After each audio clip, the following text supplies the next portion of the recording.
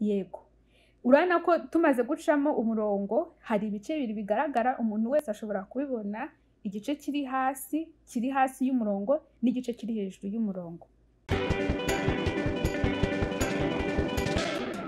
Ikaze kuri Twimenya na Bwiza.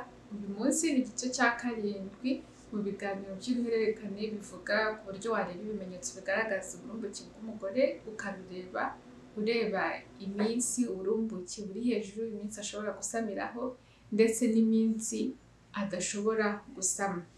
Uyu munsi noneho turareba uburyo ki ugenda wandika umuriro ubyukanye buri mu gitondo. Twabonye ko ari byiza ko ugomba gufite termometre yabigenewe kandi ukagerageza gupima umuriro ku masaha amwe buri mu gitondo. Ushobora gupima mbere y'iminota 30 cyangwa se nyuma y'iminota 30 ku isaha usanzwe upimiraho, ariko mu gihe bishoboka ni byiza ko upima ku masaha amwe. Termometre yawe igomba kuba ipima byibuze imibare 2 inyuma y'akitso. Urugero niba wapimye 97.23 ukabyandika gutyo kurusha uko wakandika 97 cyangwa se 97.2. Hari abakunda ko bandika igice kimwe, ariko ushatse byose wabigerageza ukareba ikigaragara neza mu maso yawe, ikikorohereza kuba wabonamo amakuru akenewe. Ku giti cyanjye ni byiza ko upima byibuze imibare 2 inyuma y'akitso. Iyo ukoresha app ndaza kubereka kuri Kindara, igenda ihuza utudomo wagiye ushyiraho buri munsi, ariko ubaye ukoresha urupapuro n'ikaramu, iyo umaze gushyiraho akadomo gahuza umuriro wabonye n'umunsi ugenda uhuza utwo tudomo. Ikindi ni byiza ko nimba wenda upimye umuriro mu gitondo waraye nabi utasinzire bihagije, wakoze urugendo rurerure mbere y'uko upima, tuvuge wenda wavuye mu gihugu ujya mu kindi, ibintu byose utekereza ko bishobora guhindura umuriro ubyukanye buri mu gitondo, ni byiza ko iyo upimye uwo muriro uwushyiraho n'akabazo, bigaragaza ko nubwo wawupimye ushobora kuba utariwo neza, utagaragaza umuriro usanzwe wagakwiye kuba ubyukanye muri uwo munsi. Bigufasha yuko mu gihe uzaba uri gushakamo amakuru nawo uzawitaho. Icyiza kandi ni uko iyo ureba umuriro ubyukanye ntabwo ureba umuriro umwe akadomo kamwe, ureba muri rusange ugakuramo amakuru ushaka kandi mu buryo bworoshye. Ushobora kubona ko umaze amezi 2-3 wenda upima ubona ari ibintu bitumvikana, ubwo wenda hari impamvu zitandukanye zishobora gusanga gupima mu kanwa bitaguha amakuru meza cyangwa yizewe ku muriro ubyukana. Nibwo ushobora guhita uhindura aho upima, wenda noneho ukajya ukoresha termometre mu ndibyara, ukaba ariho upimira umuriro. Ushobora gusangaho umuriro udahindagurika mu buryo bworoshye. Ushobora no kubapimye neza ariko ukabona umuriro ushobora kuba utajyanye n'igihe urimo, niba ariko nabivuga. Nyuma tuzagenda tureba uburyo ki imiriro imwe n'imwe ushobora kuyikuramo uri gushaka amakuru kandi ibintu bikagenda neza. Tugiye gufata ukwezi twakoze mu kiganiro cya 4, ubwo twafashe urugero tugafata kuva ku munsi wa mbere w'imihango umunsi ku munsi, tugenda dushyiramo ururenda, none tukaza kureba ishusho ivuyemo nyuma y'ukwezi kose. None tugiye kongeramo umuriro umuntu ashobora kubyukana kugira murebe uburyo ki ururenda n'umuriro bishobora kuba mu gishushanyo kimwe kandi bikaguha amakuru meza ajyanye n'uburumbuke bwawe.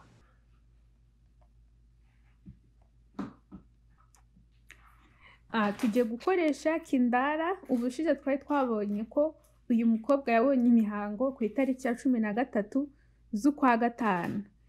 Ushobora gupima umuriro ubyukana uri mu mihango, ariko hari n'abakunda gutegereza ko imihango irangira bakabona gutangira gupima. Twebwe reka ntitugire umunsi dusimbuka, dupime kuva ku munsi wa mbere w'imihango. Tuvuge ko kuri uyu munsi kuri 13 yari yatangiye abona imihango mike, abyuka wenda saa 1:15, yarapimye abona 97.16. Kuri 14 arapima abona 97 n'ibice 17. Umunsi ukurikiyeho abona 97 n'ibice 18. Umunsi ukurikiyeho abona 97. Umunsi ukurikiyeho abona 97 n'ibice 27. Umunsi ukurikiyeho abona 97 n'ibice 25. Umunsi ukurikiyeho abona 97 n'ibice 0.1. Umunsi ukurikiyeho abona 97 n'ibice 21. Umunsi ukurikiyeho abona 96 n'ibice 82. Umunsi ukurikiyeho abona 96 n'ibice 75. Umunsi ukurikiyeho abona 96 n'ibice 65. Umunsi ukurikiyeho abona 96 n'ibice 94. Umunsi ukurikiyeho abona 97 n'ibice 27. Umunsi ukurikiyeho abona 97 n'ibice 71. Hano ushobora guhita ubona umuriro uzamutse cyane, imibare itangiye kuba minini ugereranije n'iyo wari usanzwe ubona. Nibwo ushobora guhita utekereza ko umuriro ushobora kuba wazamutse cyane, habayeho kuva mu cyiciro cy'imiriro iri hasi kujya mu cyiciro cy'imiriro iri iyo hejuru. Reka turebe ukuntu hano ku gishushanyo byaba bimeze. Urabona ko hano umuriro wazamutse cyane ugereranije n'imiriro yabanzaga.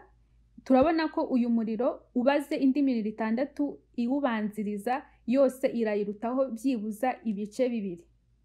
Reka dukomeze turangize uko byagenze. Umunsi ukurikiyeho 27 z'ukwa gatanu yabyukanye 97 n'ibice 98. Umunsi ukurikiyeho abyukana 97 n'ibice 92.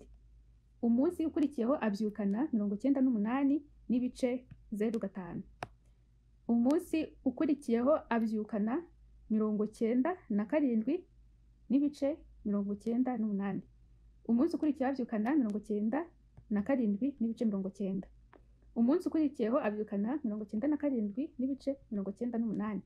Umunsi ukurikiyeho abyukana 98 n'ibice 26. Umunsi ukurikiyeho abyukana 98 n'ibice 11. Umunsi ukurikiyeho abyukana 97 n'ibice 99. Umunsi ukurikiyeho abyukana 98 n'ibice 0.9. Umunsi ukurikiyeho abyukana 97 n'ibice 98. Umunsi ukurikiyeho abyukana 97 n'ibice 51. Umunsi ukurikiyeho abyukana 97 n'ibice 30. Umunsi ukurikiyeho nabwo imihango y'ukundi kwezi yatangiye, abyukana 97 n'ibice 23. Igishushanyo cyacu kimeze gutya. Urabona ko hariho igice umuriro umugore abyukana uri hasi n'ikindi gice uri hejuru, kandi urabona ko ushobora kubihuza n'igihe ryarekuriwe. Ugendeye ku rurenda biragaragaza ko iryo ryari ryamaze gusohoka ku itariki ya 25 z'ukwa gatanu ku munsi wa 13 nyuma y'uko uvuye ku munsi wa mbere w'imihango. Nyuma yaho umuriro warazamutse, bigaragaza ko umusemburo wa progesterone nawo wari wazamutse, bityo umuriro umugore abyukana nawo ukazamuka ukaguma hejuru, ugatangira kumanuka indi mihango igiye gutangira, ukundi kwezi kugiye gutangira. Noneho hari uburyo ushobora gutuma igishushanyo ufite imbere yawe gishobora kuba cyoroshye kureba ibice bibiri, igice cya mbere ya ovulation n'igice cya nyuma ya ovulation. Hari umurongo bacamo kugira ugaragaze iminsi ifite imiriro iri hasi y'uwo murongo n'iminsi ifite imiriro iri hejuru y'uwo murongo. Iri hejuru bigaragaza ko ari igice cya nyuma ya ovulation, iri hasi bigaragaza ko ari igice cya mbere ya ovulation. Guca uwo murongo twabonye ko ku munsi wa 14 w'imihango kuva imihango itangiye byari ku itariki 26 z'ukwa gatanu, umuriro wazamutse cyane ugereranije n'indi miriro yose yari ibanjirije. Iyo umuriro ubonye uruta byibuze ibice bibiri imiriro 6 iherutse, icyo gihe uvuga ko habayeho izamuka ry'umuriro kandi umuriro uzamuka nyuma y'irekurwa ry'intanga, bivuze ko habayeho ovulation. Rero iyo wamaze kubona uwo muriro uruta imiriro 6 iherutseho ibice bibiri, uba ushobora guca wa murongo. Hari uburyo bubiri bwo guca imirongo, ariko uyu munsi ndabereka uburyo bumwe. Nimba twabonye ko uno muriro wanditsemo rimwe, umunsi wa mbere w'izamuka ry'umuriro, urareba imiriro yose 6 y'ubanzirize, urebemo umuriro uruta iyindi yose muri iyo 6 wahisemo. Hano biragaragara ko ari umuriro twafashe ku itariki 25 z'ukwa gatanu, ni umunsi wa 13 kuva imihango itangiye. Hano buri kazu kamwe karagaragaza igice. Rero iyo wamaze kubona umuriro munini muri iyo 6 wahisemo, uzamukaho igice kimwe ubundi ugaca umurongo. Uko ubigenza ukoresheje urutoki rwawe, ufata aho ubonye hose muri kino gishushanyo hakaza umurongo, noneho ukaba ushobora kuwimura ugenda unyereza urutoki bitewe naho ushaka kuwushyira, noneho ukareba igice kimwe uvuye kuri wa muriro munini muri ya miriro 6 wahisemo ibanziriza izamuka ry'umuriro. Hano nkekeranije kubera ko ntago ndi kubona imibare yanditseho, igice kimwe ndabona kiri aha ngaha. Yego, urabona ko tumaze gucamo umurongo hari ibice bibiri bigaragara, umuntu wese ashobora kubibona, igice kiri hasi y'umurongo n'igice kiri hejuru y'umurongo. Hano uku kwezi kwacu kwabaye kumwe mu kwezi kutarimo ibibazo, kutarimo kuba umuntu yabuze ibitotsi, kuba yanabyukanye umuriro w'uburwayi, ibintu byinshi bitandukanye. Nyuma tuzareba mu gihe utabonye imiriro imeze gutya, ushobora kubona ibintu byinshi bitandukanye, tuzareba uburyo ki wabyitwaramo, ni hahandi ukabona amakuru ukeneye. Icyo nabibutsa, gupima umuriro mu gitondo mu bijyanye n'uburumbuke bikwereka yuko ovulation yamaze kuba. Bivuze ko utabikoresha ushaka gutwita, kuko wajya wisanga ovulation yarangiye. Iyo ushaka gutwita, ushaka kumenya ese ovulation iregereje cyangwa iri kuba, ukoresha ururenda. Nirwo uko rugenda ruhindagurika rugenda rukwereka yuko ovulation yegereje cyangwa iri kuba. Umuriro ukubwira ko ovulation yarangiye. Tuzakomeza tureba ibintu byinshi ku muriro umugore abyukana, kuko niho hari ibintu byinshi bishobora kugenda bihindagurika, kandi bikaba bifasha abantu cyane cyane bashaka kwirinda gutwita.